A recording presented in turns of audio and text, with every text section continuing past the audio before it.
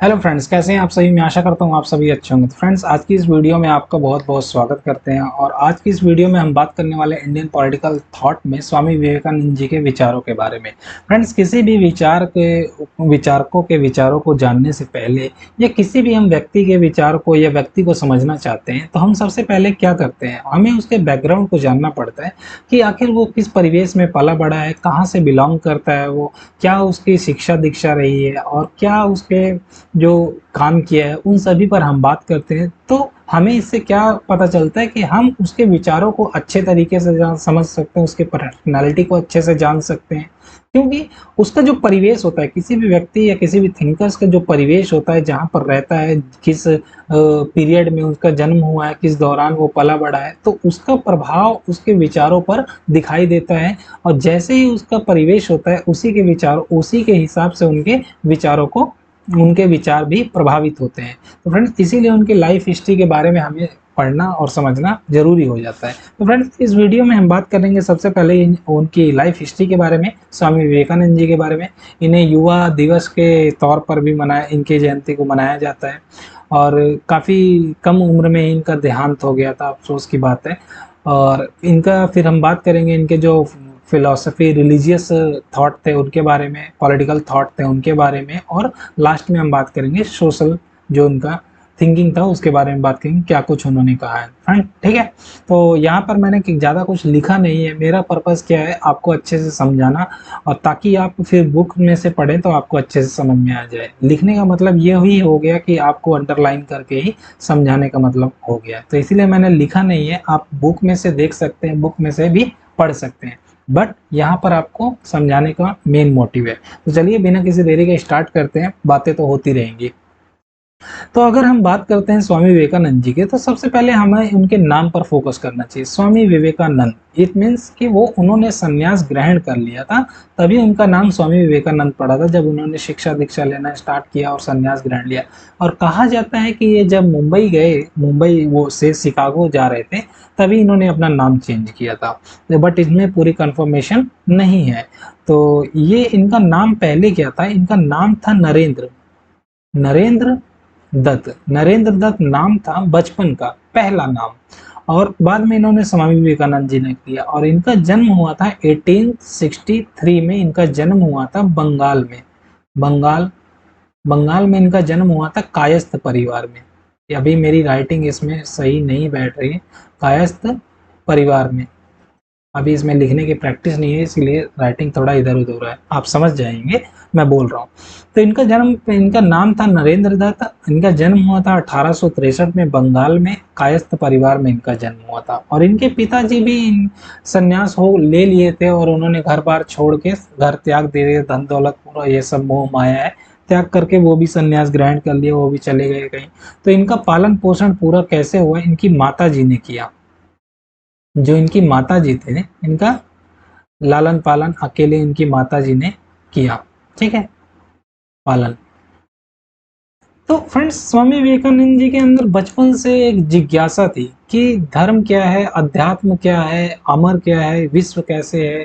तो इन सभी के बारे में जब इनकी रुचि थी, इनके वो जानने की इच्छा थी कि आखिर मैं कैसे ज्ञान प्राप्त कर सकता हूँ। तो इन्होंने काफी लोगों से मुलाकात की, कहीं इनका अच्छे से ये नहीं समझ पाए गुरुओं को। अंत में इनकी मुलाकात 1881 में, कब फ्रेंड्स, 1881 में इनकी मुलाकात होती है स्वामी परमहंस जी से। स्वामी परमहंस परमहंस जी से मुलाकात होती है। और ये जो थे फ्रेंड्स, काली के मंदिर में, आप जानते हैं कि कलकत्ता में काली का मंदिर बहुत मशहूर है, तो वहीं पर ये पुजारी हुआ करते थे। तो काली के मंदिर में ये पुजारी होते थे।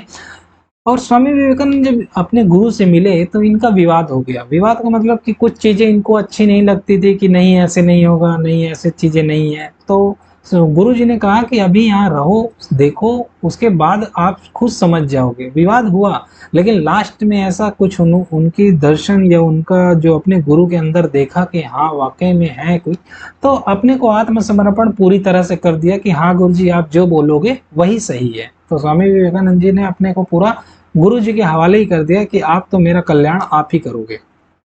अपने गुरु से बहुत ही लगाव था इनको, और ये प्यारे शिष्य भी थे उनके। तो ये लगभग 1886 तक अपने गुरु जी के पास रहे, जब तक रामकृष्ण परमहंस जी का मृत्यु नहीं हो गया। इनकी मृत्यु हो गई थी 1886 में, इनकी मृत्यु हो गई थी। किनकी मृत्यु हो गई थी? रामकृष्ण परमहंस जी की मृत्यु हो गई थी। अब मृत्यु हो गई तो इनका जन्म कब, कितना वर्ष का था? स्वामी विवेकानंद जी उस टाइम पे सिर्फ 24 ईयर्स के थे, और उसी समय पर इन्होंने प्रण लिया कि मैं अपने जो गुरु हैं, गुरु, इनके विचारों को पूरे विश्व में फैलाएंगे। तो इन्होंने प्रण लिया कि मैं अपने जो गुरु हैं उनके विचारों को पूरे विश्व में फैलाऊंगा। ऐसा क्या, जब इनकी मृत्यु हो गई तो इसके बाद इन्होंने, कहा जाता है कि ये हिमालय चले गए। हिमालय हिमालय चले गए ऐसे ध्यान के लिए। काफ़ी मेडिटेशन किया वहाँ पर, 5 वर्षों तक मेडिटेशन किया। कहते हैं कि 5 वर्षों तक ये वहीं पर रहे, 5 या 6 वर्षों तक। और फिर देश का भ्रमण किया। कहाँ? देश, पूरे भारत का भ्रमण किया।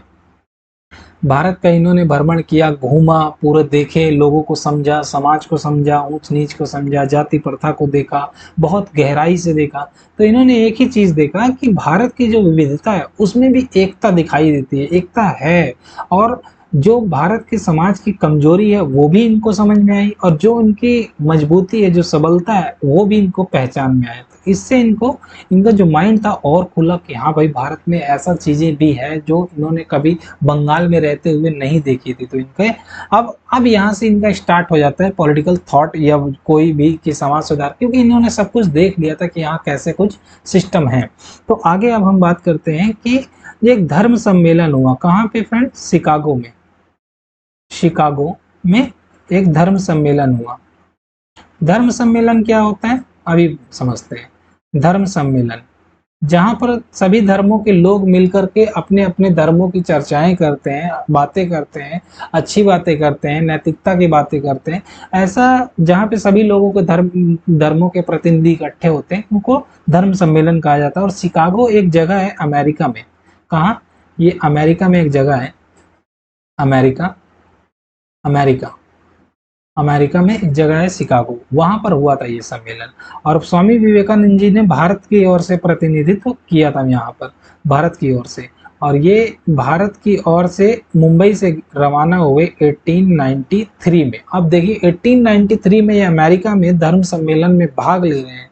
जब ये धर्म सम्मेलन में भाग लेने पहुंचते हैं तो वहां पर अमेरिका में बहुत बड़े बड़े विचारकों, बड़े बड़े थिंकर्स, फिलोसोफर, प्रोफेसर से इनकी मुलाकात होती है, विचारों का आदान प्रदान भी होता है। तो वहां पर एक जो प्रोफेसर थे, हेनरी राइट्स जी, काफी मशहूर प्रोफेसर थे हेनरी जी, हेनरी राइट से इनकी मुलाकात होती है। और हेनरी राइट ही धर्म सम्मेलन में इनका जो प्रस्ताव होता है, प्रस्ताव वो पेश करते हैं, और बोलते हैं कि एक हमारे जो बीच में एक ऐसा विद्वान बैठा हुआ है कि सभी विद्वानों की विद्वता, उनका ज्ञान उसके अंदर छुपा हुआ है। इतने ये मतलब विद्वान थे। और ऐसा कहा जाता है कि इनको जो ब्रिटानिका खंडस्थ, वो इंसाइक्लोपीडिया ब्रिटानिका है, उसके 11 खंड ऐसे मुंह जबानी याद थे, मतलब कंठस्थ थे, इतना इनका माइंड शार्प था। और एक कहानी इनके में और प्रचलित है कि जब जर्मनी में थे तो अपने दोस्त, मतलब इनके कोई थिंकर्स थे, उनके साथ थे, मुझे नाम तो पूरा याद नहीं है। तो काफ़ी बुक पढ़ते थे, और लाइब्रेरी वहाँ से डेली लेके आ जाते थे बुक और पढ़ते थे। और एक दिन में ख़त्म बुक पूरी, वापस लाइब्रेरी में। लाइब्रेरियन पूछते थे, लेडीज थी, पूछा कि आप सिर्फ बुक को पढ़ते भी हैं या सिर्फ लेके वापिस ही दे देते हैं? इन्होंने बोला, मैम आप पूछ लीजिए, क्या आपको मैं पढ़ता हूँ, क्यों नहीं पढ़ता, ऐसे थोड़ी। तो उन्होंने रैंडमली एक बुक खोला और उसमें से पूछ लिया। तो इन्होंने प्रॉपर पेज नंबर समेत लाइन टू लाइन बोल दिया मैम को। मैम को यकीन नहीं हुआ कि हाँ कुछ ऐसे भी है। तो आप इनकी बुद्धि का अंदाजा लगा सकते हैं कितने शार्प माइंडेड के व्यक्ति थे। तो चलिए हम शिकागो पर वापिस आते हैं। तो ये 1893 में जब शिकागो जाते हैं, वहां पर सम्मेलन में भाग लेते हैं अमेरिका में, तो ऐसा ये भाषण देते हैं, ऐसा ये बोलते हैं कि वहाँ के जो लोग हैं मन मुग्ध हो जाते हैं। ऐसा उन्होंने कभी सुना नहीं था भाषण। और ये स्टार्ट कैसे करते हैं कि बहनों और भाइयों से ये शुरुआत कहते हैं, बहनों भाइयों, एक मिनट यहाँ सही नहीं हो रहा है बहनों भाइयों से शुरुआत करते हैं, और ऐसा उन्होंने कभी सुना नहीं था कभी। और इनकी खास बात ये थी कि ये सिर्फ अपने ही धर्म के बारे में नहीं बोले कि सिर्फ अपने धर्मों के बारे में बोला, इन्होंने सभी धर्मों के बारे में बोला, सभी धर्मों में सामंजस्य की बात किया, अच्छी अच्छी बातें बोली, अच्छे से समझाया लोगों को। तो ये इनको अलग बनाती है सबसे हट करके। और अगले ही दिन न्यूज़पेपर में इनकी पूरी खबरें चर्चा में थी, तो इनका नाम वहाँ पर बहुत बहुत ही मशहूर हुआ। और आज भी देखेंगे विवेकानंद के कई ट्रस्ट वहाँ पर खुले हुए हैं, तो उसकी हम अभी चर्चा करते हैं। तो ये जब वहाँ पर थे, धर्म सम्मेलन में भाग लिया, लगभग 2 वर्षों तक ये अमेरिका में रहे। 2 वर्षों तक, 2 वर्षों तक, 2 वर्ष तक वहां पर रहे, और 1895 में वापस आ जाते हैं भारत में, वापस आ जाते हैं भारत में। और यहाँ पर आने के बाद 1897 में बोला जाता है, ये तो वापस चले जाते हैं 1895 में ये अपने स्वामी परमहंस जी जो थे, परमहंस जी, उन्हीं के नाम पर रामकृष्ण रामकृष्ण परमहंस मिशन, ठीक है, ये मिशन मिशन की स्थापना कर देते हैं। ये मिशन क्या है अभी समझते हैं। ये मिशन कहाँ पे स्थापित करते हैं? वेल्लूर में एक जगह थी, वेल्लूर, वेल्लूर एक जगह है, ये आंध्रा में पड़ता है, आंध्रा में शायद, कंफर्म नहीं लग रहा है, हाँ आंध्रा में ही है वेल्लूर। यहाँ पर रामकृष्ण परमहंस की स्थापना कर देते हैं। और ये मिशन क्या था? मिशन ये था समाज सुधार का, समाज सुधार, लोगों की सेवा करना, लोगों को की सेवा, सेवा किस तरीके से? लाइब्रेरी टाइप में, पुस्तकों के जरिए, अस्पतालों के जरिए, और लोगों को भोजन की व्यवस्था, ये सभी तरीके का इनके मिशन में शामिल था। और कोई भी लोग शामिल हो जा सकते थे, कोई जाति प्रथा का कोई कंसेप्ट नहीं था कि हाँ आप जाति, इस जाति के तो आप भी शामिल होंगे, ऐसा कुछ नहीं। तो रामकृष्ण परमहंस जी अस्पताल, लाइब्रेरी, शिक्षा के क्षेत्र में, तो काफ़ी काफ़ी शाखाएं थी इसमें, उस क्षेत्र में इन्होंने समाज सुधार का काम किया। और इनका ये नहीं मानना था कि संन्यास लेकर के हमको हिमालय में चले जाना है और सिर्फ वहीं पर अपने कर्मों से अलग हो जाना है, इनका ये नहीं मानना। इनका मानना था कि वो ज्ञान किस लिए, हमें समाज सुधार करके अपने कर्मों को करते रहना, उसमें इनका भरोसा था। और ये किससे रिलेटेड थे फ्रेंड्स? ये रिलेटेड थे वेदांत दर्शन से। वेदांत, अभी हम बात करेंगे कि वेदांत दर्शन क्या है। तो इनका संबंध किससे था? वेदांत था। और कहा जाता है कि नव वेदांत, किसकी? नव वेदांत की स्थापना, संस्थापक नव वेदांत के नव वेदांत का मतलब ये कि वेदांत को सरल भाषा में लोगों के समसामयिक घटनाओं से जोड़ते हुए लोगों तक प्रसारित करना, उस तरीके से इन्होंने बात की नव वेदांत की। ठीक, अब बात करते हैं 1897 में। कब फ्रेंड्स? 1897 में कोलकाता के वापस जो था वहां पर उन्होंने कोलकाता में ही स्थापित किया था। ये 1895 थे, ये 1897 में, ठीक, 1895 आपके 1897 में स्थापित कर दिया। लेकिन इन्हें दोबारा मौका मिलता है जाने का, कहाँ? अमेरिका में। अब की धर्म सम्मेलन में शांति सम्मेलन था, तो वहां पर ये शांति सम्मेलन, एक मिनट, शांति सम्मेलन, सम्मेलन बोल लीजिए, परिषद बोल लीजिए, परिषद ही बोला जाता है वैसे। ये शांति परिषद में भाग लिए यहाँ पे उन्होंने, ठीक, यहाँ पर भाग लिया, इतिहास आयोजित धार्मिक परिषद में काफी कुछ इन्होंने भाग लिया। और इसमें भाग लिया, इसमें भी इन्होंने भाग लिया, भाग लेने के बाद वापस आए, लेकिन बहुत ही कम उम्र में, कहने हुए मुझे दुख हो रहा है कि 39 वर्ष की आयु में, सिर्फ 39 ईयर्स ओल्ड, इतनी उम्र में नहीं होना चाहिए था। सिर्फ कितनी उम्र में फ्रेंड? सिर्फ 39, 39 वर्ष की इनकी वर्ष में इनकी मृत्यु हो जाती है। 1902 का टाइम था, 1902 में इनकी मृत्यु हो जाती है। तो फ्रेंड्स ये था इनका लाइफ, संक्षिप्त में लाइफ परिचय, जो लाइफ इंट्रोडक्शन बोलते हैं, लाइफ हिस्ट्री बोल लीजिए, जीवन परिचय बोल लीजिए, जो आपको जो बोलना है बोल लीजिए। तो ये इनका जीवन परिचय था। क्या है, ज़्यादा कुछ नहीं है इनका। हमको जानना ये होता है कि ये कैसे समाज में थे, और 1863, 1893 ये सब क्या साल है। ये ऐसा दौर था फ्रेंड जब लोग भारत में पूरा किसका शासन था, अंग्रेजों का शासन चल रहा था। और अंग्रेजों ने क्या भारत को गुलाम बना के रखा हुआ था। लोग अपने मतलब नहीं वो हो रहे थे कि हम इनसे आज़ाद भी हो सकते हैं। उनके अंदर यही नहीं, जब हम किसका विरोध कर सकते हैं, जब हमें पता होगा कि हम इनके गुलाम हैं। लोगों को यही नहीं था कि हम इनके गुलाम हैं, ये समझाने में इतना टाइम चला गया कि हम इनके गुलाम हैं, लोगों को समझाने में। तो इनके विचार काफी महत्वपूर्ण है, तो समझना पड़ेगा बन। तो इनका ये दौर था, और ये किसी राजनीति से रिलेटेड नहीं था कि हाँ ये किसी पॉलिटिकल पार्टी से हैं या इनके राजनीति पर ही विचार विचार देते गए, नहीं। इन्होंने धर्म से रिलेटेड अपने थिंकर विचार दिए, और वही विचारों को समाज में, राजनीति में काफी अपना लिया गया, क्योंकि ये लोगों के अंदर जोश भरने वाला विचार देते थे। और अध्यात्म राष्ट्रवाद की शुरुआत की, अध्यात्म राष्ट्रवाद की बात की है इन्होंने, और इनसे काफी लोग इन्फ्लुएंस भी हुए। जो बंगाल के जो उग्रवादी टाइप में जो देश के लिए लड़ रहे थे, उन्होंने इनसे काफी प्रभावित हुए। इनका जो गीता भाष्य था, उससे जो कविता थी, उनको तो बंगाल में बाइबल माना जाता था। ठीक है, उसके आगे बात करेंगे।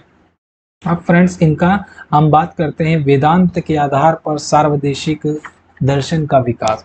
फ्रेंड्स वेदांत ये धर्म का क्या धर्म, हिंदू धर्म, हिंदू धर्म, हिंदू धर्म, हिंदू धर्म को मानते थे ये।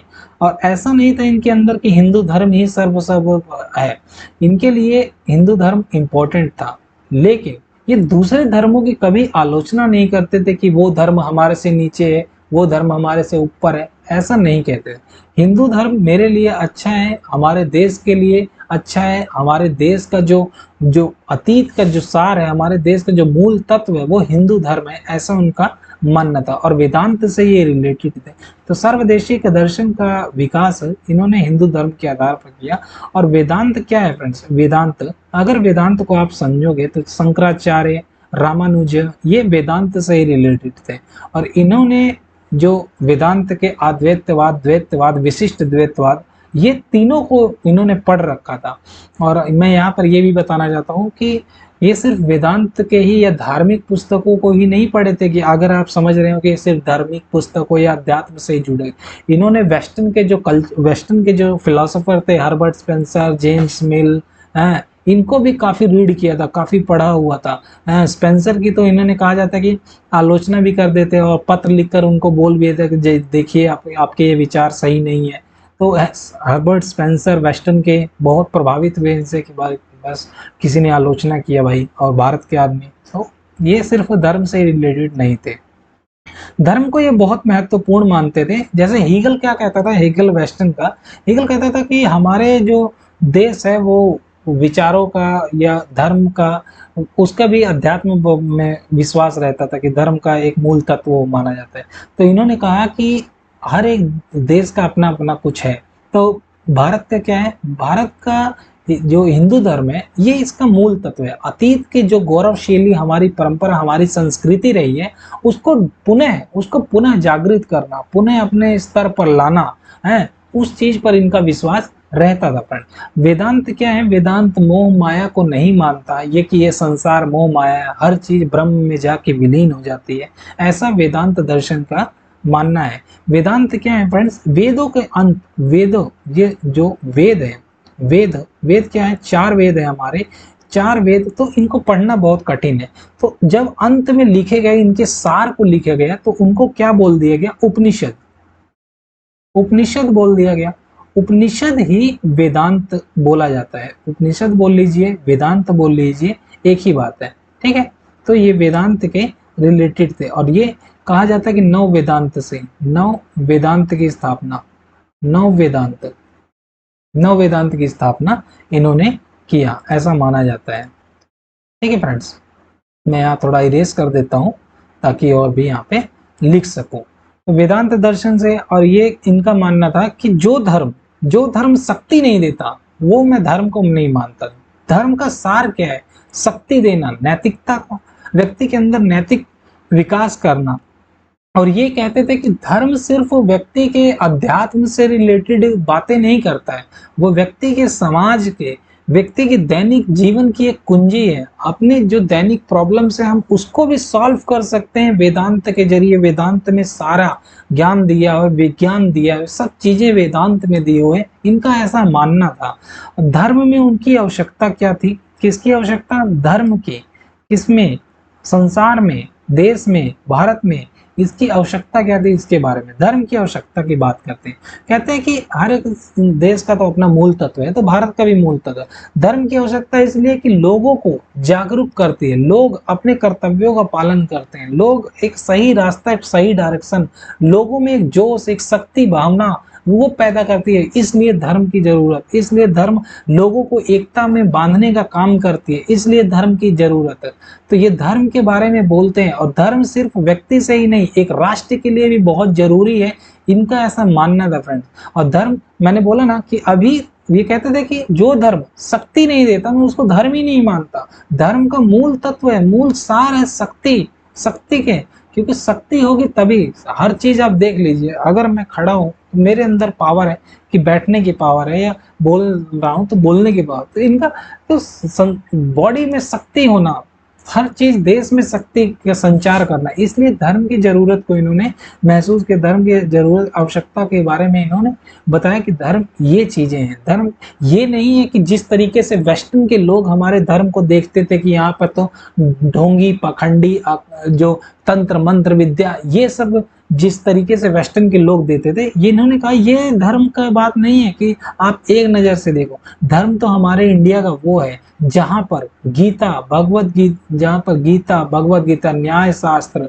न्याय, सांख्य, योग, दर्शन, भारतीय दर्शन हैं, और जो वेस्टर्न वो साउथ के वो कृष्ण के जो थे अलवर, ये सभी चीजें कहाँ भारतीय दर्शन, भारतीय संस्कृति में देखने को मिलती है। ये है भारत का धर्म, ये है हिंदू धर्म। इन्होंने कहा कि ये एकता के सूत्र में बांध के रखता है। और वेस्टर्न ने जो हमारी सभ्यता देने का अपने ऊपर ये टिंगा लगा रखा है कि हमने इनको सभ्य किया, ये कहते हैं हम जो अतीत में थे उसको फिर से वापस लाना है, जिन्होंने अंग्रेजों ने छीन लिया है, जिन्होंने लोगों की वो वेस्टर्न कल्चर को फॉलो करने लगे हैं या वेस्टर्न संस्कृति को फॉलो करने लगे, उसको हमें अपने धर्म को फिर से वापस जागृत करना है, फिर से हमें उसी के अनुसार चलना है, फिर उसके तरीके से। और ये कड़ी आलोचना उन लोगों की करते थे जो धर्म को अपने स्वार्थ के अनुसार ढालने का प्रयास करते थे। जैसे कि पंडित लोग या कुछ भी, सब पंडित ये सब ब्राह्मण की बात नहीं करते, कुछ लोगों की बात करते हैं जो उनके सिर्फ लाभ के लिए ही लोगों को भड़काए रखा, लोगों को उसमें उलझाए रखा है, तो उनकी ये आलोचना करते हैं। तो धर्म की आवश्यकता के ऊपर ये काफी कुछ बोलते हैं, काफी कुछ, और ये जाति प्रथा होते हैं, उसके आगे चर्चा करेंगे। तो इस पर इनकी बात हो गई। हिंदू धर्म का सार्वभौम, मैंने अभी तक क्या बोला कि ये सिर्फ क्या कहते थे, हिंदू धर्म, ये हिंदू धर्म को सहिष्णुता, इनका मानना था कि ये जो हमारा हिंदू धर्म है वो किसी की आलोचना नहीं करता। वसुदेव कुटुंबकम का जो हम कंसेप्ट बोलते हैं, क्या हमारे ही धर्म की एक संस्कृति है, और हिंदू धर्म का सार्वभौम वो सनातन जो संस्कृति है हमारी, सिर्फ हमारे ही तक सीमित नहीं है। ये सिर्फ भारत के चार दीवारी या चार जो सीमाएं हैं यहीं तक सीमित नहीं रखना चाहते थे, वो पूरे वर्ल्ड में इसको फैलाना चाहते थे, पूरे लोगों तक पहुंचाना चाहते थे विचारों को। और ये अपने धर्म को तो मानते थे, साथ ही में किसी धर्म की आलोचना कहते थे। इनका मानना था कि सभी धर्म समान है, सभी धर्मों में एक कुछ ना कुछ गुण है, कुछ ना कुछ दोष है, इनका ये ऐसा मानना था। और ये कहते थे कि ऐसा कोई धर्म नहीं है कि जो ऐसा हिंदू धर्म के अलावा ऐसा कोई धर्म नहीं जो हमें अध्यात्म में आगे लेके जा या भारत का उद्धार कर सके। ठीक, तो इसलिए अपने हिंदू धर्म को इतना ऐसे ऊपर रखते थे ये, इतनी बात पर, लेकिन इन्होंने कभी किसी की आलोचना नहीं की है। तो इनका ऐसे सहिष्णु व्यक्ति थे। आजकल तो हिंदू मुस्लिम हिंदू मुस्लिम हिंदू मुस्लिम, ये नहीं मेरा बड़ा है वो। अगर हम इनके सही से विचारों को पढ़ेंगे तो हमारी साइकोलॉजी, हमारा माइंड अलग दिखेगा। और जो हमारे समाज में आसपास हम न्यूज़ में सुनते हैं या जो देखते हैं, जो लोगों नेताओं के भाषण देखते हैं, उससे जब हम आप अपने इनके विचारों को देखेंगे तो आप तुलना करेंगे कि मतलब ये क्या कहते थे और जो हम देख रहे हैं, जो व्हाट्सएप ग्रुप में आ रहा है या कुछ भी हो रहा है, वो क्या कह रहे हैं, ये आप अच्छे से समझ पाएंगे कि वाकई में तो आप गलत रास्ते पे जाने से भी बचेंगे। पहला फ़ायदा यही है आपको, एग्ज़ाम में पास होना या किसी चीज़ में पाना ये सेकंड है। आप समाज को अच्छे से समझ पाएँगे कि जो करंट में चल रहा है, जो हमारी पॉलिटिक्स में हो रहा है या जो आने वाला होगा, कोई भी गवर्नमेंट हो, कुछ भी हो, आप अच्छे से समझ पाएँगे कि इनके जो हमारे बड़े-बड़े दार्शनिक थे, जो बड़े-बड़े विचारक थे, वो कैसा हमारे समाज को लेकर के सोचते थे। ठीक है फ्रेंड? तो हिंदू धर्म को ये सिर्फ कहते थे हम तो सन्यासी लोग, हमारे धर्म का हम सिर्फ सीमाओं तक बाधित नहीं है, हमारा पूरा विश्व के में सनातन धर्म संस्कृति पूरे विश्व में फैलाना, लोगों को फैलाने का मतलब ये नहीं कि आज आपको पकड़ खींच के हम हिंदू धर्म में लेके आएंगे, उसको भी जबरदस्ती हिंदू धर्म में लेके नहीं, अपने विचारों को लोगों तक पहुंचाना, लोग एक्सेप्ट करें ना एक्सेप्ट करें उनकी मर्जी है। ऐसा नहीं था कि जबरदस्ती जोर जबरदस्ती करना, ऐसा नहीं इनका कंसेप्ट था। तो फ्रेंड्स ये था इनका तो फिलोसॉफिकल थॉट। अभी फिलोसॉफिकल थॉट में मोटा मोटा ये आप जान लीजिए कि वेदांत दर्शन से रिलेटेड थे, वेदांत में इनका विश्वास था, विशिष्ट द्वैत अद्वैतवाद, ये आप थोड़ा इसको समझ लीजिए, ब्रह्म को, ब्रह्म ब्रह्म का मतलब क्या फ्रेंड्स, वेदांत दर्शन के या जो शंकराचार्य रामानुज शंकराचार्य हैं, उनका ये मानना था कि जो विश्व दिखाई दे रहा है, ये जैसे पानी का बबूला उठता है, पानी का बबूला कुछ नहीं होता, पानी का ही बबूला होता है और फिर जब शांत होता है तो वो बैठ जाता है। ठीक इसी तरीके से ये विश्व क्या है, माया है, और ये हर व्यक्ति एक तरीके का एक ब्रह्म का ही गुण है। और जब वो मरता है, जब उसकी आत्मा ब्रह्म में ही जाके विलीन हो जाती है, कहते हैं ना अहम ब्रह्मास्मि, तो वही कहते हैं कि ये ब्रह्म ब्रह्म ब्रह्म ही एक है, वो हर चीज वहीं पर जाके विलीन हो जाती है। और जो हम अपने आसपास देख रहे हैं माया, ये सब कुछ माया है। माया का मतलब ये भ्रम है, भ्रम, ब्रह्म नहीं, भ्रम, भ्रम है। इसके बारे में बात करते हैं। माया को आप ऐसे समझिए कि आपके माया माया को आप ऐसे समझिए कि आपके हाथ में अंधेरे में एक रस्सी है और आपको उस रस्सी को पकड़ के ऐसा महसूस हो रहा है कि ये सांप है, तो वहीं पर वो क्या है, वो भ्रम पैदा कर रहा है, वही माया है। कि आप अभी देख रहे हैं कि ये संसार, ये मेरे पिता, ये मेरे माता, ये मेरे ये मेरे ये मेरी जमीन, ये मेरा सब कुछ, आप अपना मेरा मेरा करते हैं, ये मेरा कुछ भी नहीं है। अभी आपको दिख रहा है, आंख बंद होने के बाद सब कुछ खत्म, सब कुछ ठन ठन गोपाल, यही बताते हैं ब्रह्म समाज, वो सॉरी, जो ब्रह्म के जो कंसेप्ट है वही चीजें बोलते हैं द्वैतवाद में। तो वो ब्रह्म में जाके विलीन हो जाता है। वेदांत में भी इनका भी जो दर्शन है उसी तरीके का दर्शन है। आई होप कि आपको समझ में आया होगा। समझ में नहीं आएगा तो कमेंट करके आप जरूर पूछ लीजिएगा। तो चलते हैं पॉलिटिकल फिलॉसफी पर। स्वामी विवेकानंद जी को प्रणाम प्रणाम प्रणाम। तो इनका राष्ट्रवाद का धार्मिक सिद्धांत की बात करते हैं अगर हम, राष्ट्रवाद का धार्मिक सिद्धांत सबसे पहले बोले या कहें कि धार्मिक सिद्धांत को देने का प्रयास या कहा तो वही स्वामी विवेकानंद जी थे। राष्ट्रवाद का जो धार्मिक सिद्धांत इन्होंने दिया वो बहुत क्रांतिकारी साबित हुआ। आगे चलकर जो हमारे कई जो उग्रवादी बंगाल के थे जिन्होंने देश के लिए लड़ना शुरू किया, जो क्रांतिकारी टाइप में थे, उन्होंने इनके जो राष्ट्रवाद जागृति जो धार्मिक सिद्धांत था उसको बड़ा आत्मसात कर लिया। इन्होंने कहा उठो जागो, जब तक अपने लक्ष्य तक ना पहुंचो तब तक रुकना नहीं है। इस तरीके का इन्होंने जब बात किया, लोगों में शक्ति संचार कर दिया कि तुम निर्भीक बनो, निर्भर बनो, तुम जो जंजीरें तुमने तोड़ बांध रखी हैं पैरों में उसको तुम खुद ही तोड़ सकते हो। इस तरीके की इन्होंने कविताएं लिखी। और ये जो गीता भाष्य पर जो इनकी जो लिखा हुआ है, इन्होंने जो कविताएं लिखी है उसको बाइबिल माना जाता है। बंगाल में पूरे आप देखते होंगे कि बंगाल में अरविंद घोष और जो नेताजी इनको बहुत गुरु मानते थे, सुभाष चंद्र बोस इनको अपना आध्यात्मिक गुरु मानते थे, इनको अपना आध्यात्मिक गुरु मानते थे। नेताजी के ये आध्यात्मिक गुरु थे, आध्यात्मिक गुरु मानते थे इनको। और इनको आगे चल के जो धार्मिक इनका सिद्धांत, धार्मिक सिद्धांत का मतलब क्या है, धर्म को ये कहते थे कि धर्म के बिना ना तो राष्ट्र है, ना तो व्यक्ति का अस्तित्व है, ना तो समाज का अस्तित्व। हर जगह धर्म है, आप उसको कैसे देखते हैं वो आपके ऊपर डिपेंड करता है, बट धर्म ही है। धर्म जो राष्ट्रवाद था उसको जोड़ दिया। जो राष्ट्रवाद का मतलब क्या, अपने देश से अपनी संस्कृति से प्रेम की एक भावना जो मेरे में है आप में है, और जब सब जुड़ के एक ही देश एक ही हित के लिए, एक ही संस्कृति एक ही भाषा एक ही इतिहास हमारा होता है, तो ये हो गया हमारा राष्ट्र के प्रति प्रेम, राष्ट्र के प्रति भावना। तो जब ऐसी भावना मिलती है तो उसी को हम बोलते हैं राष्ट्रवाद। और जब हमारा धर्म को भी मिला देते हैं, हम अपने धर्म रिलीजियन को भी मिला देते हैं, रिलीजियस से जोड़ कर देखते हैं कि ये हमारी जो माता, ये जो भारत है वो भारत माता है हमारी, हम इसके प्रति समर्पित हैं, हम इसके प्रति भावना रखते हैं ऐसी, तो वही धार्मिक राष्ट्रवाद हो जाता है। तो इन्होंने, इनका कट्टर राष्ट्रवाद नहीं था कि कट्टर बिल्कुल कट्टर का मतलब हमारा राष्ट्रवाद नहीं, ऐसा नहीं। अपने देश से प्रेम होने के बावजूद भी ये लोगों को, दूसरों को भी अपना उतना ही सम्मान देते थे। सेकंड, कि ये कहते थे कि मैं किसी पॉलिटिकल पार्टी या किसी भी राजनीतिज्ञ नहीं हूँ, हमारा काम सिर्फ, मेरे को तो आत्मा से जुड़ी हुई चीजें ही, आत्मा से ही संबंध है। अगर आत्मा ठीक है तो सब कुछ ठीक है। इनका कहना था कि अगर आत्मा सही है तो सब कुछ सही है। ये थे ऐसे, और नहीं, उनके समय में ये नहीं चाहते थे कि ऐसे विचार दें या ऐसे पॉलिटिकल, ऐसा नहीं था कि ये पॉलिटिकल पर बोल नहीं सकते थे, बोल सकते थे। ऐसा नहीं चाहते थे कि ब्रिटिश जो गवर्नमेंट थी इनको परेशान करे, जो समाज सुधारक का ऐसे काम कर रहे थे, क्योंकि इनका फील्ड ही अलग था। तो ये नहीं चाहते थे कि वो राजनीति में आकर ऐसा कुछ करें।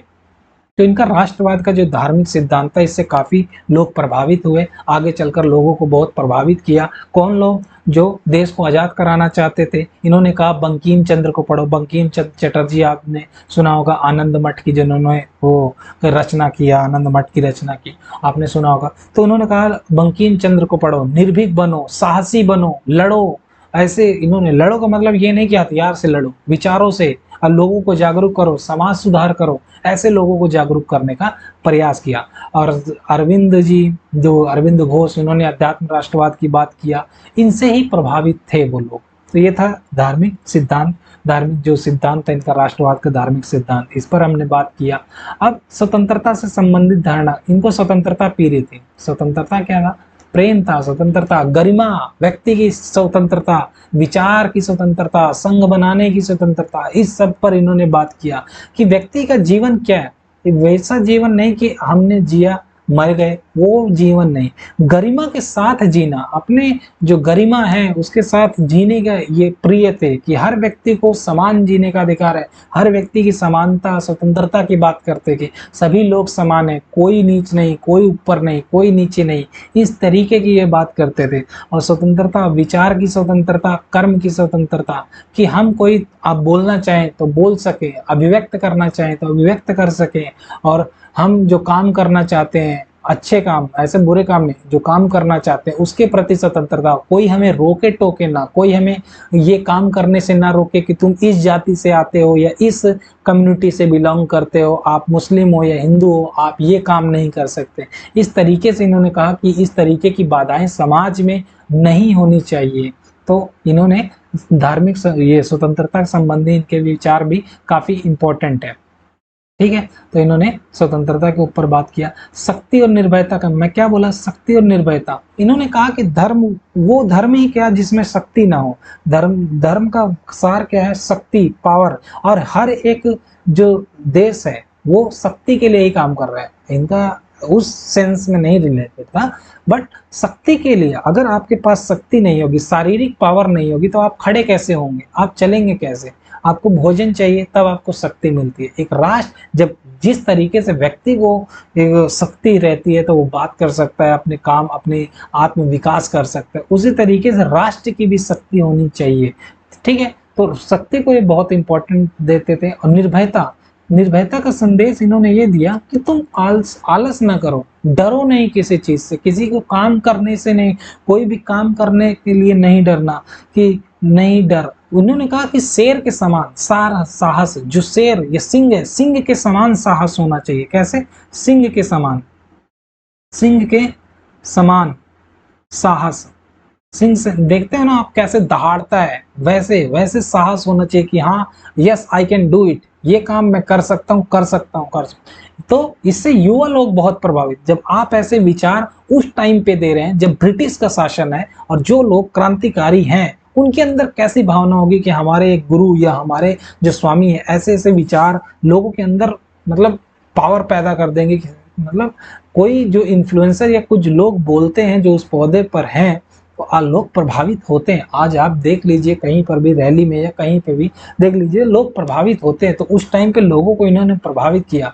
इनके समय पर तो हमें स्वतंत्रता नहीं मिली, लेकिन इन्होंने एक बेस एक पृष्ठभूमि तैयार जरूर कर दिया था आने वाले विचार को, आने वाले जो क्रांतिकारी थे उनके लिए। ठीक, तो शक्ति, निर्भयता, निर्भयता, साहस, इस सब चीजों की इन्होंने बात किया। व्यक्ति की गरिमा, मैंने क्या कहा, स्वतंत्रता की बात किया ना, गरिमा की भी मैंने बात किया कि व्यक्ति की गरिमा, गरिमा पूर्ण जीवन जीने का अधिकार हो। गरिमा से आप सर उठा के जियो, ऐसे झुक के नहीं, सर उठा के अच्छे से समाज में अपनी इज्जत बना के सभी लोग समानता के साथ जिए, किसी के साथ भेदभाव किसी तरीके का ना हो, समाज में एक व्यवस्था हो, आपका सम्मान हो, आपको अच्छे नजर से देखें लोग, उस तरीके का आप जीवन जिए, उस तरीके की ये बात करते थे। व्यक्ति की गरिमा हो भाई समाज में, ऐसे नहीं कि आप जिए किसी तरीके से, पले बड़े मर गए, ऐसा नहीं जीवन, जीवन उस तरीके का नहीं।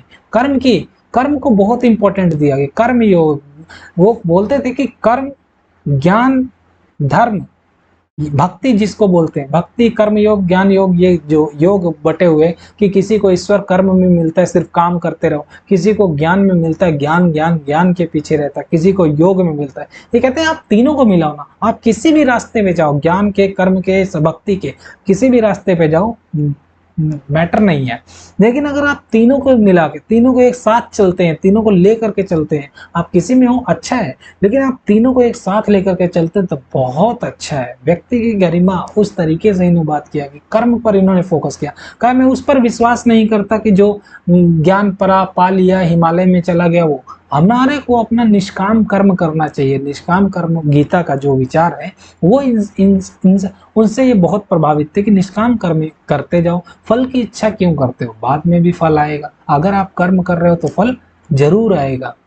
ठीक, तो इनका कर्म में बहुत फोकस था, कर्म करते रहना, अपने जो लोग अपने आसपास के उनकी सेवा करते रहना, समाज में सुधार के पर्पज से अपना जीवन अर्पित कर देना, इस तरीके का इनका विचार था। अब अधिकारों की अपेक्षा कर्तव्यों पर बल, अधिकार अधिकार अधिकार, हर जगह अधिकार है ना, हर जगह हमें राइट चाहिए, घर पर राइट, राष्ट्र समाज में राइट इस काम को करने का, और स्कूल में, कॉलेजेस में, हर जगह आप राइट की बात सुनेंगे, अधिकार की बात सुनेंगे। ये कहने इन्होंने कहा ठीक है, राइट ठीक है, राइट अपनी जगह, राइट से पहले, अधिकार से पहले लोगों को कर्तव्यों पर फोकस किया कि आपका जो कर्तव्य है, आपको जो काम दिया गया, आप जो काम कर रहे हैं, आपको उसके अनुसार उससे अच्छे से अच्छा करना सबसे पहले जरूरत है।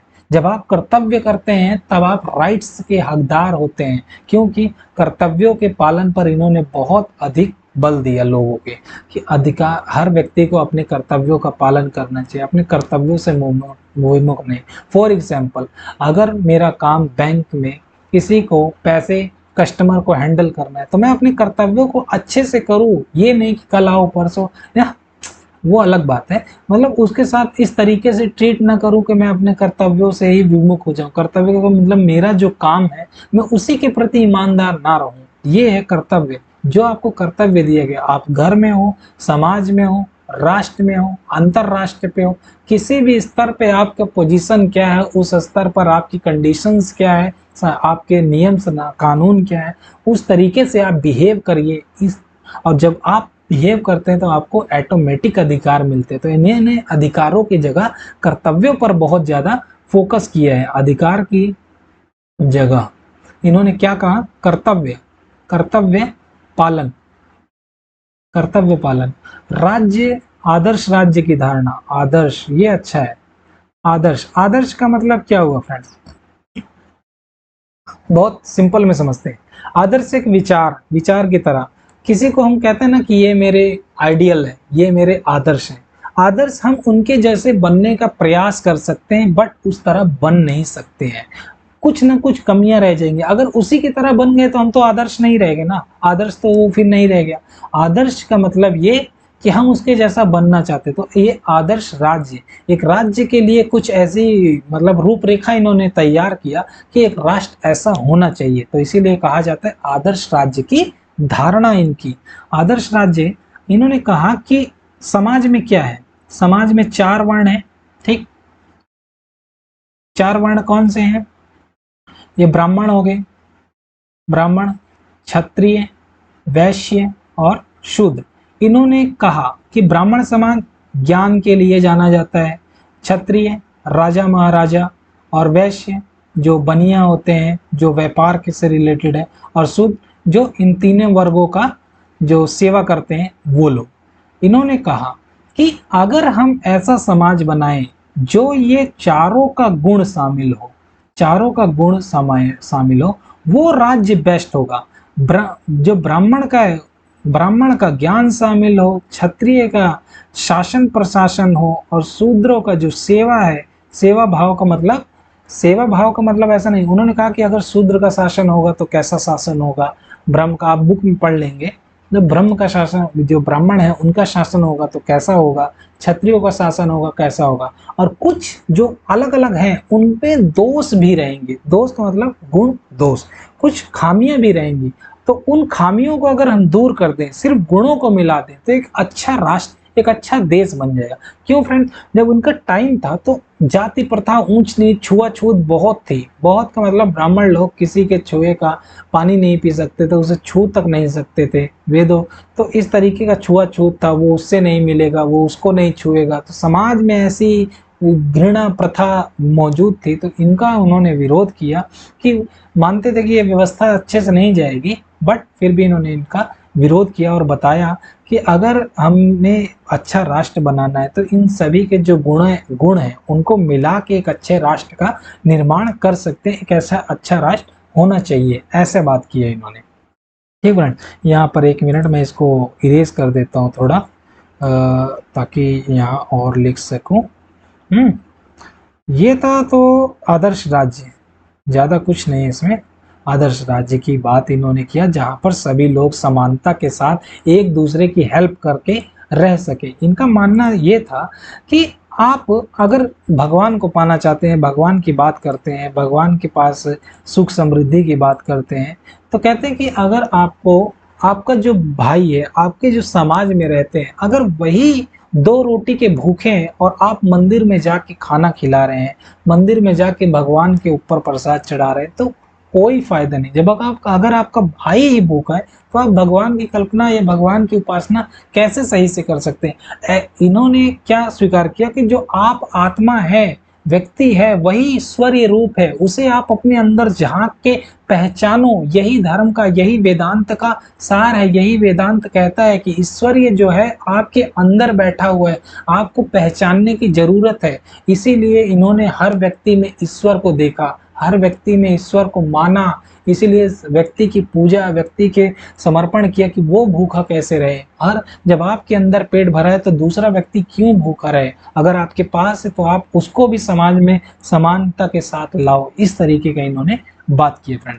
अंतरराष्ट्रीयतावाद, विश्व बंधुता, अभी इन्होंने कहा क्या, अभी हमने आगे बात की है ना कि सिर्फ भारत तक सीमित नहीं। इनका कहना है हम सन्यासी, हमारे मन में क्या अमेरिका, क्या ब्रिटेन, क्या भारत, हमारे लिए तो सब बराबर, सब समान है। हमारे विचार, हमारी जो सोच है, जो ईश्वर, वो जो धर्म, हमारे लिए कोई सीमाएं बंधी नहीं है कि हम इसी क्षेत्र तक सीमित रहेंगे और या हमारे विचार इसी क्षेत्र तक से, जहां तक हो सकता है विश्व में, जहां तक हो सकता है हम वहां तक फैलाएंगे अपने विचारों को। विचारों को कहाँ, अपने विचारों को पूरे विश्व में। विश्व बंधुता की बात करते थे, विश्व में सबके कल्याण की बात करते थे। ये नहीं कि मेरे भारत के लोग अच्छे रहें, अमेरिका के लोग मर जाएं, ब्रिटेन के लोग मर जाएं। ऐसा मैं बोल रहा हूँ समझाने के लिए, ऐसा नहीं। इनके दिल में किसी के प्रति, किसी राष्ट्र के प्रति घृणा नहीं थी। हमें आजाद होना था, ठीक है, बट हमें किसी से घृणा नहीं है। ऐसे थे हमारी भारतीय संस्कृति, भारतीय धर्म, ऐसा धर्म हमें सिखाता था। आज तो पॉलिटिक्स, आज तो न्यूज देख के बाबा रे बाबा, देख कर एहसास होता है कि वो लोग क्या कहते थे, वो लोगों ने क्या बताया संस्कृति के बारे में, और आज हम संस्कृति में कैसा देखते हैं। बहुत, इसीलिए कहते हैं कि विचारों को पढ़ना और अच्छे से पढ़ना बहुत इंपॉर्टेंट हो जाता है, ताकि हम तुलना कर सके कि क्या सही और क्या गलत है। फ्रेंड्स, विश्व बंधुता की बात की है कि सभी विश्व भाई एक हैं, सभी लोग समान हैं। वो चाहे अफ्रीका का काला लोग हो, चाहे अमेरिका का गोरा हो, चाहे यूरोप का गोरा हो, चाहे जर्मनी की आंखें आर्या हो, ये भारत का कोई व्यक्ति हो, सब एक समान है। पुरु सब एक मनुष्य हैं जिनके अंदर आत्मा निवास करती है। वो आत्मा की पवित्रता की इन्होंने बात किया कि सभी में पवित्र आत्मा है, उसके बात किया। अब सोशल फिलॉसफी पे काफी लंबी वीडियो हो जाएगी मुझे लगता है। सोशल क्या करें, बोलना पड़ता है, समझाना पड़ता है, अंदर उतारना पड़ता है। किसी को आप पढ़ना चाहते दिल से, उसके विचारों को आत्मसात, हम तो इस एक वीडियो में इनको कवर नहीं कर सकते, इनके पूरे लाइफ को, इनके पूरे थॉट्स को हम कवर नहीं कर सकते कि लाइन टू लाइन नहीं, बट हम मोटा मोटा जान तो सकते हैं कि इन्होंने क्या कहा, कि क्या है, कैसे कैसे इन्होंने बातें कही है, कैसे किस तरीके ये सोचते थे, उस तरीके से तो हम जान सकते हैं थोड़ा बहुत है। अब इनके हम फिलॉसफी, ये जो सोशल फिलॉसफी, सोशल चिंतन या समाज के बारे में इनका क्या विचार था उसके बारे में बात करते। समाज, हमारे जो आसपास हमारा समाज है उस पर हम बात करते हैं। अस्पृश्यता का विरोध, अस्पृश्यता, छुआछूत। अभी हमने क्या, समाज में ब्राह्मण, क्षत्रिय, वैश्य 4 वर्ण थे, ऐसे वर्ण जो एक दूसरे को नहीं छुएगा, ऐसा, ठीक। तो ऐसा हमारे समाज में क्रिएट था, उसका इन्होंने विरोध किया कि ये छुआछूत अस्पृश्यता का पूर्ण रूप से विरोध विरोध इन्होंने कहा। ये जो अस्पृश्यता है ना, ये ब्राह्मणों या कुछ लोगों की देन, ये समाज व्यवस्था बना रखा है। धर्म में ऐसा कुछ नहीं है कि उसको छुआछूत करो या उस जाति के साथ छुआछूत करो, ऐसा धर्म में कहीं पर भी नहीं है। उनका ये मानना होता कि ये समाज में चंद लोगों ने अपने स्वार्थ के लिए बनाई गई व्यवस्था है जिसका विरोध किया। और ये कहा कि जो शूद्र हैं या जो दलित हैं उनके स्तर तक जाने से अच्छा है उनको ऊंचा उठाना, किनको, ब्राह्मण के स्तर पर एक दलित या एक दलित समुदाय को बराबर के स्थान पर लाना, ये इस तरीके के बात किया। और इससे ही समाज, जब हम समान रहेंगे, एकता के साथ रहेंगे, तभी हम एक साथ आगे बढ़ करके किसी के खिलाफ फाइट कर सकते हैं, किसी के खिलाफ लड़ सकते हैं। तभी हम तो एक, जब अलग अलग रहेंगे तो हम कभी विकास नहीं कर सकते, और जब एक हो जाएंगे तभी हम विकास की राह पर चल सकते हैं। जो हमारे लक्ष्य हैं, देश के लक्ष्य हैं, व्यक्ति के लक्ष्य हैं, उसको हम पूर्ण कर सकते हैं। तो इन्होंने अस्पृश्यता का पूर्ण रूप से विरोध किया हमारे समाज की। और बहुत है, इन्होंने कहा कि जो लोग मंदिर, मस्जिद या कहीं पर भी जाते हैं, उससे पहले आप अपने समाज के जो भाई हैं, जो बंधु हैं, उनकी सेवा करिए। व्यक्ति की सेवा को सबसे इंपॉर्टेंट दिया है स्वामी विवेकानंद जी ने। ठीक। बाल विवाह का विरोध, बाल विवाह, आप कभी भी हिस्ट्री में पढ़ेंगे होंगे कि सामाजिक व्यवस्था, तो आप देखेंगे कि समाज में कैसा था, भारतीय समाज में खासकर बाल विवाह, भ्रूण हत्या। भ्रूण हत्या का मतलब पेट में ही बच्चे को मार देना या जन्म से पहले ही उसकी मृत्यु कर देना, भ्रूण हत्या। 1 मिनट, आंख में चला गया लगता है, सॉरी फ्रेंड्स। तो इन्होंने बाल विवाह का विरोध किया। इन्होंने कहा कि 20 वर्ष, कम से कम 20 वर्ष तो होनी चाहिए किसकी आयु, लड़की की आयु है, और लड़के की 25, ऐसा इनका मानना था। कि अगर हम बच्चे जो मच्योर नहीं है, जो गर्ल्स मच्योर नहीं है, लड़कियां मच्योर ही नहीं है, और आप उनका विवाह कर दे रहे हैं, तो कैसे बच्चे होंगे, आप खुद एग्जामिन करिए। ऐसे बच्चे जो राष्ट्र के लिए अच्छे नहीं, जो समाज के लिए, वो मतलब विकलांगता मतलब कमजोर हो सकते हैं, उनकी मृत्यु हो सकती है, और वो शारीरिक रूप से स्वस्थ नहीं होंगे। तो इससे किसका घाटा होगा, इस फैमिली का, उस फैमिली से, उस समाज का, उस राष्ट्र का। तो ये ऐसे बोलते थे कि अगर हम ऐसे ही शादी करते जाएंगे, ऐसे बाल विवाह को बढ़ावा देंगे, तो हमारे देश में, समाज में भिखारी ही पैदा होंगे, भिखारी बच्चे होंगे जो स्वस्थ नहीं रहेंगे। तो इनका ये मानना था कि बाल विवाह को रोकना चाहिए, और उम्र को, जो लड़कियों की एज है उसको 20 वर्ष कम से कम होनी चाहिए, ऐसा इनका मानना था। दलित उत्थान में फ्रेंड्स बोले, अभी हमने दलित उत्थान की बात किया, सामाजिक वो अस्पृश्यता में दलित उत्थान, क्या करें, इतना बोलना के विचार है कि ऊपर नीचे हो जाते हैं। दलित उत्थान का इनका यही मानना था कि समाज में जो चारों वर्ण है उनको हमें अगर बराबर करना है तो उनको उठाना है, ना कि ब्राह्मणों को नीचे खींचना है, या वैश्याओं को, वैश्य और क्षत्रिय उन लोगों को नीचे लाओ कि नहीं नहीं इनके बराबर लाओ, नहीं। जो जो नीचे का वर्ग है उसके ऊपर लाओ, बराबरी का लाओ। समाज में सभी अपने अपने कर्तव्यों को पालन करते हुए अपने समाज में एक सामंजस्य बना रहे, एक व्यवस्था बनी रहे, एक सिस्टम हो कि ताकि जिससे समाज चल सके। ऐसा सिस्टम नहीं कि अस्पष्टता कि तुम ये काम कर रहे हो तो मैं छूंगा नहीं, या उसको शिक्षा नहीं दी जाएगी, हैं दलितों को शिक्षा ना दी जाए, संस्कृत के जो श्लोक हैं या धार्मिक जो किताबें हैं उन पर अधिकार ना हो, मंदिर पे जाने का अधिकार ना हो। इस सब चीज़ों का इन्होंने विरोध किया और व्यक्ति की पवित्रता, व्यक्ति में ईश्वरीय गुण, ईश्वर को ये देखते थे, व्यक्ति की सेवा, समाज की सेवा, इस तरीके से वो दलित का उत्थान करना चाहते थे। शिक्षा के क्षेत्र में, स्वास्थ्य में, पढ़ाई लिखाई, इस सभी चीज़ों में दलितों का उत्थान में ये विश्वास करते थे। आत्मविश्वास पर बल, आत्मविश्वास में अभी हमने पीछे विचार किया था कि हर एक व्यक्ति में अपने राष्ट्र के प्रति, अपने प्रति कि yes I can do it for this, मतलब कुछ भी आप जो अचीव करना चाहते हैं आपके अंदर उतना साहस होना चाहिए अपने ऊपर। वो कहते हैं कि आप मंदिर में विश्वास या किसी मूर्ति पर विश्वास या कहीं पर विश्वास, आपकी श्रद्धा हो ठीक है, बट आंख बंद करके किसी पर विश्वास नहीं।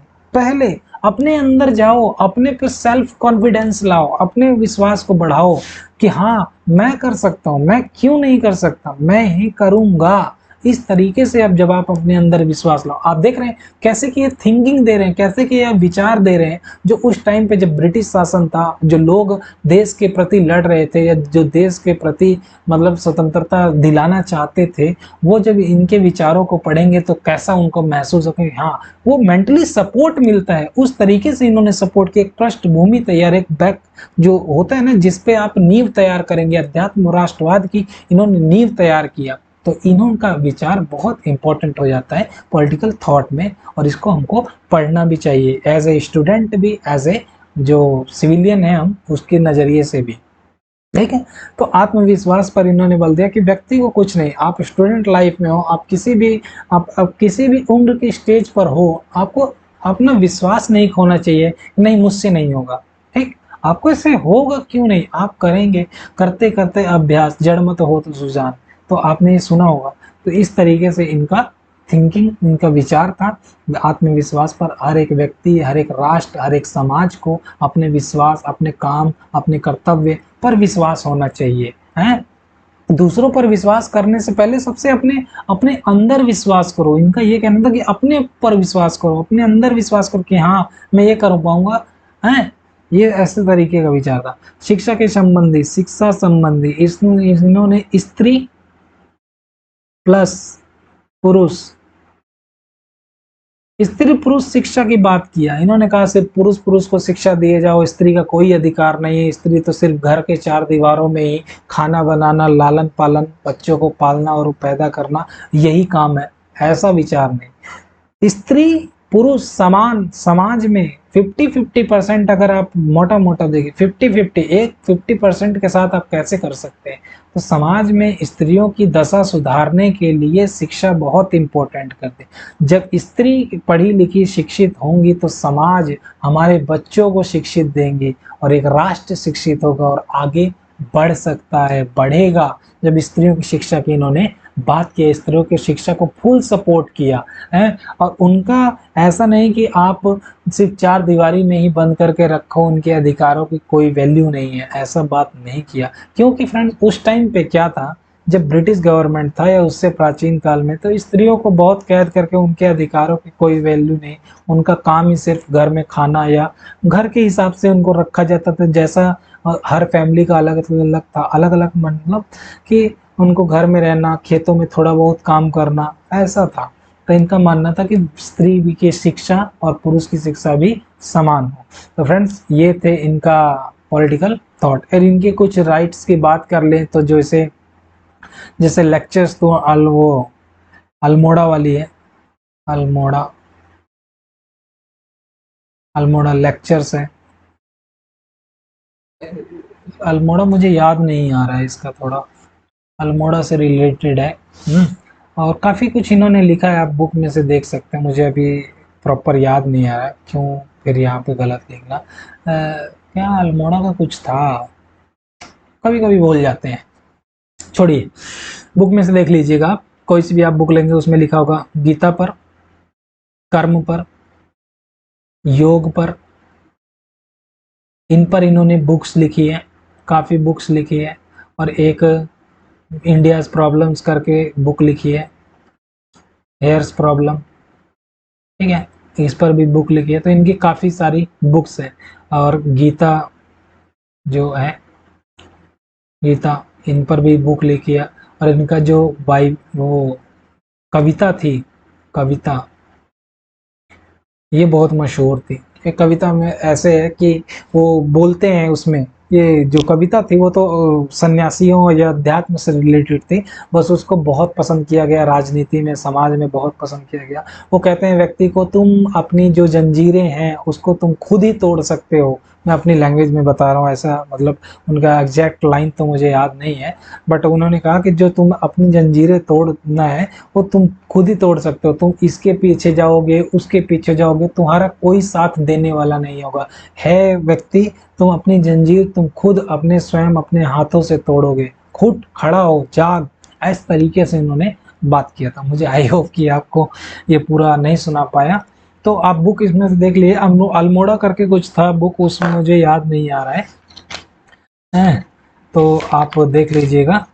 तो ये था फ्रेंड्स इनके थिंकिंग, इनका विचार, इनकी जो फिलॉसफी आइडियोलॉजी थी, उस पर हमने बात किया। आई होप आपको पसंद आई होगी, और आपके कोई भी डाउट्स हैं या कुछ भी है तो आप कमेंट करके ज़रूर पूछ सकते हैं। तो मुझे लगता है कि मैंने जितना भी मुझे आता था मैंने आपको बता दिया है, समझा दिया है, प्रयास किया है। आपको, आई होप कि आपको समझ में आया होगा। तो फ्रेंड्स ये हमारा आईडी है, आप अगर फॉलो करना चाहते हैं तो फॉलो कर सकते हैं, और चैनल को सब्सक्राइब करना नहीं भूलिएगा। ऐसे ही पॉलिटिकल साइंस से रिलेटेड, इंटरनेशनल रिलेटेड वीडियोस और लाते रहेंगे। एज ए स्टूडेंट, मैं भी एक स्टूडेंट हूँ, आप भी एक स्टूडेंट है। क्यों, कोई भी पढ़ाने वाला कभी अपने को, हम दूसरे को जब हम पढ़ाते हैं तो हमको टीचर आप बोल सकते हैं, बट हर एक टीचर अपने फील्ड का एक स्टूडेंट ही होता है। हर एक टीचर अपने फील्ड का एक स्टूडेंट ही होता है। तो हम कभी भी जब तक हम पढ़ेंगे हम ऐसे अपने फील्ड के स्टूडेंट ही रहेंगे, ऐसा हमारा मानना है। तो फ्रेंड्स मिलते हैं फिर नेक्स्ट वीडियो में, तब तक के लिए धन्यवाद। जय हिंद, जय भारत।